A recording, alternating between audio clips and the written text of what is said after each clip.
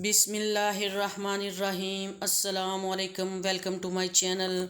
उम्मीद है कि आप सब खैरियत से होंगे और मेरे इंतज़ार में होंगे कौन सी न्यू रेसिपी बनाई है आज भी हम कम वक्त कम खर्च में रेसिपी लेकर आए हैं और आपके बच्चों को बहुत ही पसंद आने वाली है। आपके बुज़ुर्गों को, आपके मेहमानों को, सबको पसंद आएगी इंशाअल्लाह। और सबसे पहले मैंने एक ब्रेड का पैकेट लिया है, उसमें से मैंने 2-3 पीस ब्रेड के स्लाइस जो हैं वो अलग कर लिए हैं और उनको एक प्लेट में रखा है। ये मैं आपको दिखा रही हूँ, आपने भी इतने ही लेने हैं।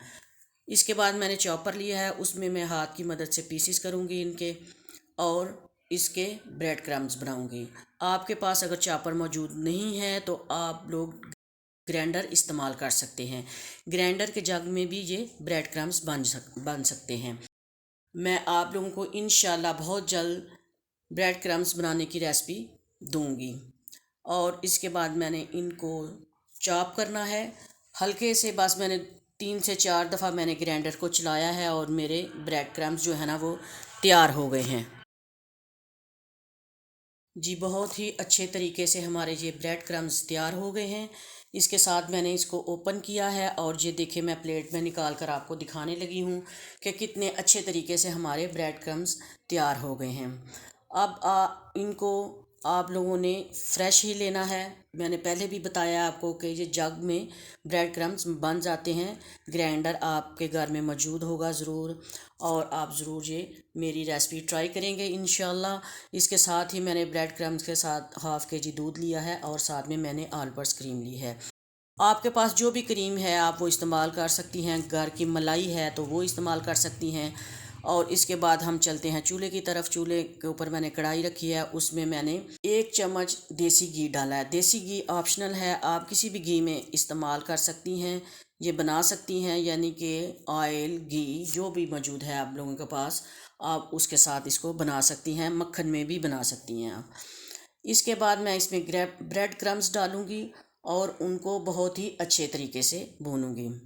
इसके साथ ही आप मेरे चैनल को सब्सक्राइब करें, लाइक करें, शेयर करें। उम्मीद है कि आपको मेरी तमाम रेसिपीज़ ज़रूर पसंद आती होंगी।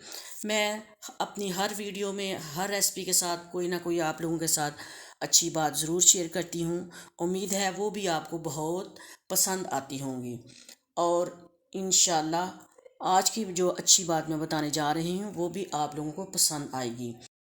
रसूल अल्लाह सल्लल्लाहु अलैहि व आलिहि वसल्लम ने फरमाया, जब तुम रात में कुत्तों का भौंकना और गधों का रींकना सुनो तो अल्लाह की पनाह मांगो, क्योंकि वो ऐसी चीज़ें देखते हैं जिन्हें तुम नहीं देखते। यानी कि हम लोग आसमानी फरिश्तों को, जो चीज़ें आसमान से उतरती हैं वो हम नहीं देख सकते, ये जानवर जो हैं वो देख लेते हैं। इसके बाद मैंने ½ kg जो दूध लिया था वो इसके अंदर ऐड कर दिया है। इसको अच्छे तरीके से अब मैं पकाऊंगी जब तक कि ये कम ना हो जाए, खुशक ना हो जाए, उस वक़्त तक इसको पकाना है और बराबर चम्मच को हिलाते जाना है ताकि ये अच्छे तरीके से बन सके। इसके साथ मैंने सिर्फ 2 चम्मच इसमें शक्कर के डाले हैं, गुड़ की शक्कर जिसको कहते हैं। आप इसमें चीनी का भी इस्तेमाल कर सकते हैं। और फिर इसको 1 मिनट मैंने पकाया है। आपने भी ऐसे ही पकाना है। चूल्हे की फ्लेम जो है आपने लो रखनी है, बहुत ज़्यादा तेज़ आंच पर नहीं पकाना आपने। और अब जो शक्कर ने पानी छोड़ा है उसको हम खुशक करेंगे। अब दूध बिल्कुल खुशक हो गया है और तकरीबन ये हमारा खोया बन गया है। ये देखें इस तरीके से ये खोया बन गया है। अब जनाब हम इसको मज़ीद इसमें क्या करेंगे, इसमें 2 से 3 चम्मच मैंने इसमें क्रीम का इस्तेमाल किया है। अब क्रीम भी हम 1 से 2 मिनट तक पकाएंगे। और आपने चूल्हे को आराम से, यानी कि चूल्हे को आपने स्लो ही रखना है। इसकी फ्लेम जो है वो स्लो ही होनी चाहिए। और आप लोग अपना इखलाक अच्छा रखा करें, दूसरे का साथ अच्छे तरीके से पेश आया करें। और इसके साथ मैंने 1 चम्मच शहद का डाला है। आप लोगों ने भी ये डालना है, अगर आपके पास मौजूद नहीं है तो ये आप स्किप कर सकती हैं।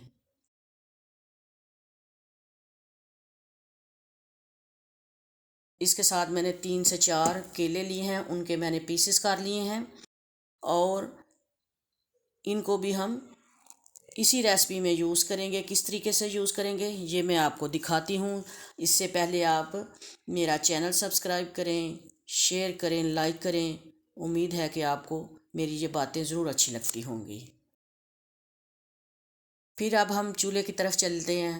اس پہ میں نے ایک فرائی پین رکھا ہے اور اس میں 1 چمچ پہلے میں نے گھی کا استعمال کیا ہے۔ صرف تھوڑا سا گھی لینا 1 چمچ۔ اس کے بعد 1 کپ میں نے شکر کا لیا ہے۔ میں نے ایک میئرمنٹ کے لیے کپ رکھا ہوا ہے چھوٹے سائز کا۔ آپ نے بھی یہ دھیان رکھنا ہے کہ میئرمنٹ کے لیے آپ نے جو کپ لیا ہوا ہے آپ نے وہی کپ استعمال کرنا ہے۔ اس کے بعد آپ اس کو اچھے طریقے سے ہلاتے جائیں۔ اس کو ہلانے کے بعد آپ لوگوں نے اس کو اتنا پکانا ہے کہ اس کی تھوڑی چاشنی بن جائے۔ اس کی جب چاشنی بن جائے گی تو آپ لوگوں کو خود ہی فیل ہوگا کہ یہ بھائی واقعی چاشنی بن گئی ہے۔ آپ نے ہاتھ کی مدد سے اس کو چیک کر لینا ہے۔ پھر اس کے بعد آپ نے اس میں کیلے کو ایڈ کر لینا ہے اور اس کو 1 سے 2 منٹ تک پکانا ہے آپ نے اچھے طریقے سے۔ جب یہ سارے اچھے طریقے سے پک جائیں گے، ان کے اوپر جو ہم نے چاشنی بنائی ہے وہ چڑھ جائے گی، تو پھر آپ نے ان کو چولہے کے اوپر سے اتارنا ہے۔ تقریباً یہ 2 سے 3 منٹ تک یہ بھی ہماری تیار ہو جائیں گے کیلے۔ اس کے بعد ہم نے چولہے کی آنچ کو بند کرنا ہے اور ہم دیکھتے ہیں کہ ہم نے جو بنا کر رکھی ہوئی تھی بریڈ کی کھیر جس کو کہہ لیں یا کھویا کہہ لیں، وہ ٹھنڈی ہوئی ہے کہ نہیں، کیونکہ ہم نے اس کو پہلے بنا لیا تھا ٹھنڈا کرنے کے لیے۔ یہ دیکھیں ماشاءاللہ اب تھوڑی سی آپ کو نظر آ رہا ہوگا کہ چاشنی زیادہ ہو گئی ہے، کیونکہ کیلے بھی تھوڑے سے اندر میلٹ ہو گئے ہیں، اور اسی طریقے سے آپ نے ان کو بنانا ہے۔ اب ہم چلتے ہیں اپنی کھیر کی طرف، اور یہ دیکھیں میں نے ایک باؤل لیا ہے، اس میں میں چاکلیٹ چپ بسکٹ ڈالوں گی۔ میرے پاس یہ موجود تھے، آپ لوگوں کے پاس جو بھی بسکٹ ہوں آپ نے ان کو ایڈ کر لینا ہے نیچے اچھے ٹیسٹ کے لیے۔ یہ بہت ہی مزیدار لگیں گے اس کے اندر۔ اس کے بعد ہم تمام جو ہم نے کھیر بنائی تھی ساری کی ساری وہ ہم نے اس باؤل میں ڈال لینی ہے اور اچھے سے اس کو اوپر سے پریس کر لینا ہے۔ یہ دیکھیں جی تمام میری کھیر جو ہے اس میں ڈال چکی ہے ساری کی ساری۔ اب ہم نے جو کیلوں کا بنایا تھا سیرم سا، یا آپ اس کو چاشنی کہہ لیں، اس کے اندر میں نے اور کوئی چیز نہیں ڈالی، آپ نے بھی کوئی چیز نہیں ڈالنی۔ اور اب اس کو بھی ہم اس کھوئے کے اوپر ڈال دیں گے اچھے طریقے سے، اور اس کے اوپر گارنش کریں گے ناریل کی، کدوکش کیے ہوئے ناریل کی۔ آپ نے بھی یہ ڈال لینا ہے۔